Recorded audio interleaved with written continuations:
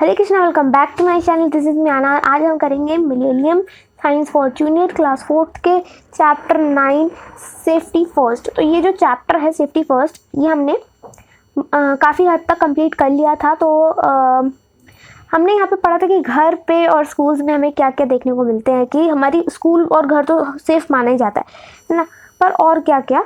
तो हम उसके डिटेल में भी हमने पढ़ना शुरू कर दिया था कि हमें घर या फिर स्कूल में भी डैमेज हो सकता है, वो कैसे हो सकता है।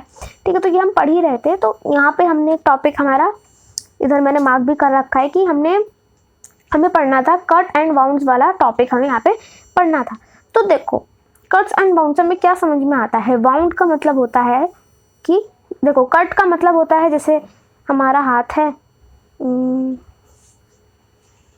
ओके, ये चलो हाथ है, अब इसमें कट लग गया, ठीक है, तो ये कट। और बाउंड का मतलब इससे भी ज़्यादा गहरा वाला, मतलब और भी ज़्यादा भयंकर वाला कट लग जाना। तो कट एंड बाउंड का मतलब यही होता है। अब देखो, शार्प थिंक या फिर शार्प एजेस, ठीक है, चीज़ें, शार्प चीज़ें या फिर उनका शार्प एजेस, जैसे कि नाइफ, ब्लेड, ठीक है, एक्सेट्रा। इन सब से क्या होता है कि हमारी कट, जो हमारी स्किन है वो कट, उसमें कट लग सकता है, हमारी स्किन जो है वो कट सकती है।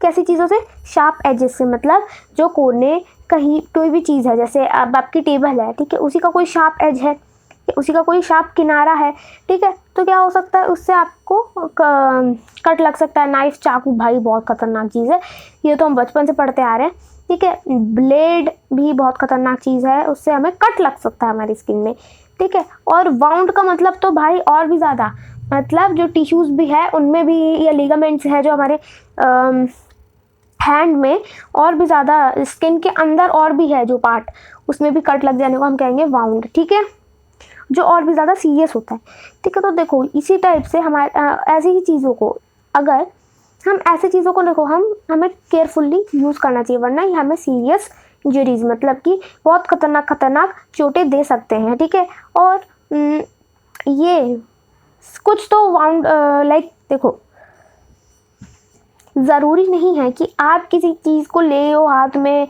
नाइफ को लो या फिर ब्लेड को लो, तभी आपको कट लगेगा। नहीं, कभी कभी हम गिर जाते हैं ना, तो भी हम वाउंडेड हो जाते हैं, तो भी हमें चोट लग जाती है, हमें कट लग जाते हैं। जैसे कि हम भागते भागते नहीं है रोड पे और हम गिर जाते हैं, हमें पत्थर लग जाता है ना, तो पत्थर अगर कहीं पड़ा और हम उसके ऊपर गिर जाते हैं तो कितनी ज़ोर से कट जाता है हमारा, है ना।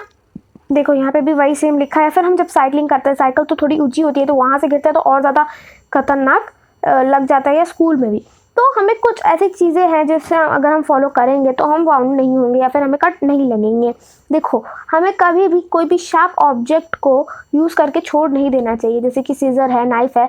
अब मम्मी को आपने देखा होगा, वो नाइफ लेंगी, फ्रूट काटेंगी और वापस से नाइफ को जाके किचन में रख देंगी, जिससे आप लोगों को ना लग जाए, है ना। तो इसीलिए हमें ऐसी चीज़ों को केयरफुली यूज़ करके वापस से उसी जगह पे रख देना चाहिए, ठीक है।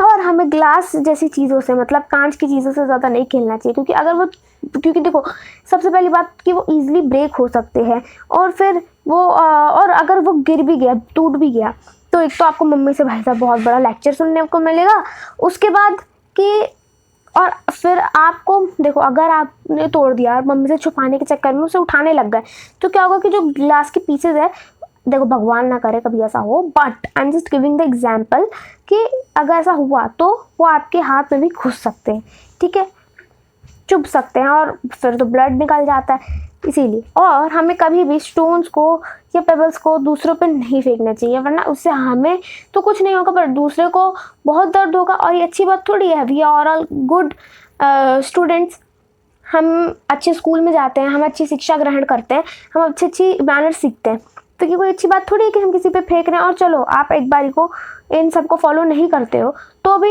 वो भाई, वो तो आपकी मम्मी पे आएगा लड़ने, आपके घर वालों से लड़ेगा कि आपके बेटे ने हमें मार दिया पत्थर से, है ना। तो और हमें कभी भी किसी के साथ फाइटिंग नहीं करनी चाहिए, और अगर हम फाइट कर भी रहे हैं तो मुंह से कर लो। मारपीट से क्या होता है कि कभी आपने किसी को धक्का दे दिया, उसको लग गया बहुत सीरियसली, वो कहीं गलत जगह पे जाके गिर गया, तो है ना।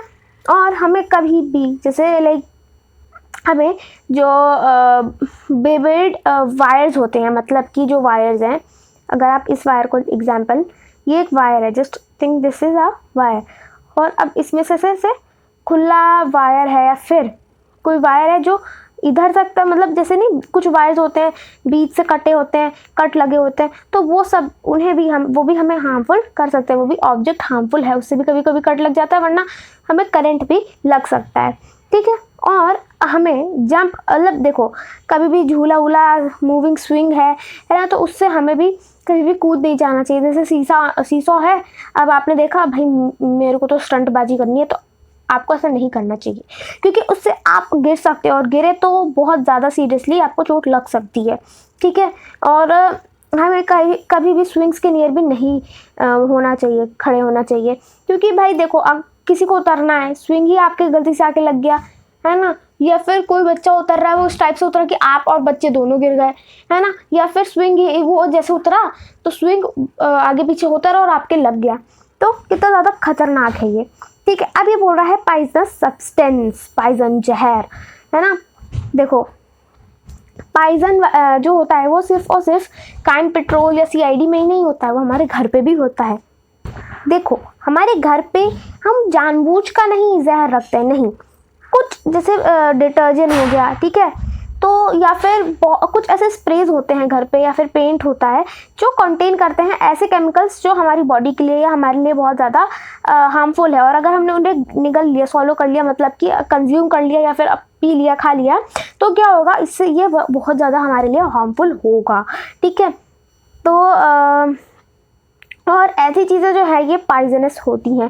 ठीक है, और मेडिसिन भी जो होती है ना, उन्हें हमें बच्चों से दूर रखना चाहिए, क्योंकि देखो जैसे हार्पिक एक सबसे बड़ा एग्जाम्पल है फॉर द पॉइजनस सब्सटेंस। आपने कभी नहीं देखा होगा अपनी मम्मी को कि जा हार्पिक यूज़ कर ले, आपकी मम्मी हमेशा आपको हार्पिक से दूर रखती होगी, है ना, क्योंकि आपने, चलो आप तो अभी थोड़े समझदार हो गए हो, तो आप क्या हार्पिक यूज़ करते वक्त तो उसको मुंह में लोगे नहीं, but by chance Harpic use करने के बाद आप कहीं गए और आपने मुंह में यूज़ कर लिया, है ना, दैट इज़ वेरी अनहाइजीनिक, और अगर ये अंदर गया तो पॉइजन क्या करता है पता ही है ना। तो इसीलिए हमें हमारी मम्मी इन सब चीज़ों से दूर रखती हैं, और हमें बच्चों से भी मेडिसिन वगैरह जो होती है उन्हें दूर रखना चाहिए। बच्चों से दूर रखो, बच्चों के रीच में, क्योंकि बच्चों को नहीं पता कि वो कौन सी मेडिसिन खा रहे हैं, वो तो बेचारे छोटे बच्चे हैं, है ना, और अगर उन्होंने मेडिसिन को कंज्यूम कर लिया कोई उल्टी पुल्टी सी, तो क्या होगा, उससे उन्हें बुखार भी हो सकता है और वो पॉइजन का काम भी कर सकता है ना। और ना तो बच्चों को दो खुद से, और ना तो खुद कोई मेडिसिन आपको लेनी चाहिए बिना सोचे समझे कि भाई मम्मी तो ये सर दर्द होता है तो खुद खाती हैं, मुझे ज़ुकाम है तो जब मम्मी ठीक हो जाती है तो मैं भी ठीक हो सकता हूँ। तो हमें ऐसा कभी भी नहीं करना चाहिए। ठीक है, हमें हमेशा डॉक्टर्स पहले तो अपनी मम्मी से पूछना चाहिए, और आपकी मम्मी से अगर आप ये बताओगे, शेयर करोगे, तो आपकी मम्मी भी आपको ऐसे ही नहीं दे देगी। आप एक चीज़ नोटिस करोगे कि वो आपके डॉक्टर को पहले कॉल करती हैं, या फिर डॉक्टर एक पेपर पे लिख के देता है दवाइयाँ, तो उसको देखेंगी अच्छे से, है ना, और आपका फिर आपका थर्मामीटर से पूरा एकदम वो एक पूरा केस स्टडी करके या फिर पूरा जांच पड़ताल करके फिर तभी आपको वो मेडिसिन देती हैं। आपने खुद देखा होगा, क्योंकि कुछ मेडिसिन हम कह नहीं सकते। अब आपने एक्सीडेंटली कोई गलत मेडिसिन ले ली और फिर आप देख रहे हो कि इट इज़ नॉट एक्सपायरी हुई, तो है ना, इसीलिए। और अगर आपने गलती से देखो, if you accidentally swallow some poison substance टू अब, इसीलिए हमें इन सब चीज़ों से दूर रहना चाहिए, क्योंकि हमें नहीं पता कि कौन सा शीशी में कौन सा पॉइजन है या क्या है, क्योंकि अभी तो हमने हाई लेवल की पढ़ाई करी नहीं है ना। तो इसीलिए हमें इन सबसे दूर रहना चाहिए। और बाई चांस गलती से आपने कभी कोई पॉइजनस सब्सटेंस को स्वॉलो कर लिया, तो आपको सबसे पहले जाना चाहिए डॉक्टर के पास। ठीक है, क्योंकि देखो डॉक्टर है जो हमें बचा सकता है, क्योंकि उसने पूरी हाई लेवल की पढ़ाई कर रखी है। अब यहाँ पे बात होती है फर्स्ट एड की, फर्स्ट एड मतलब कि जो तुरंत इमिडिएटली किसी पर्सन को दी जाए। तो इसको हम पढ़ेंगे अपनी नेक्स्ट वीडियो लेक्चर में वैसे ये चैप्टर थोड़ा बड़ा है बट स्टिल बहुत इंटरेस्टिंग और बहुत अच्छा है, मतलब मेरा तो फेवरेट चैप्टर है ये।